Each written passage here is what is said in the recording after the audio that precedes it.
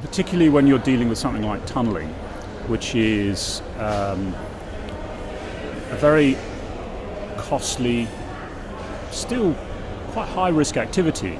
And you look at the techniques that it's only really in in fact, Crossrail began some of the changes, at the time of the changes, but it's really changed much from the way it was done by the Victorians.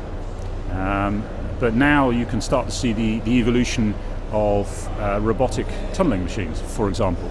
And that's been translated into other areas. So Crossrail has used, or is using, robotic drilling machines for once the tunnel's complete. You've then got to put 250,000 holes in them to hang all the overhead power lines, the ducts, the trays, the signalling, all that sort of stuff.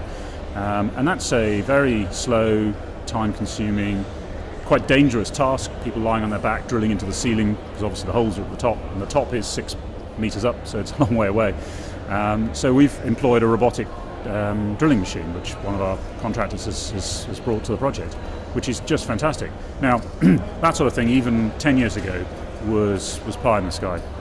If you arrive on a Crossrail site now, you're quite likely to see a drone flying around carrying out inaccessible inspections, or simply checking routine data that would take someone half an hour to climb up all the scaffolding, take the photograph, take the measurement, whatever, and now you can fly a drone up and it can do it automatically.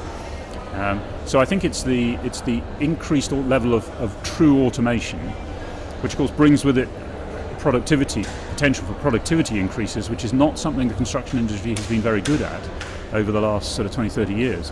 While the manufacturing industry has improved its productivity noticeably over that time, construction's been pretty flat.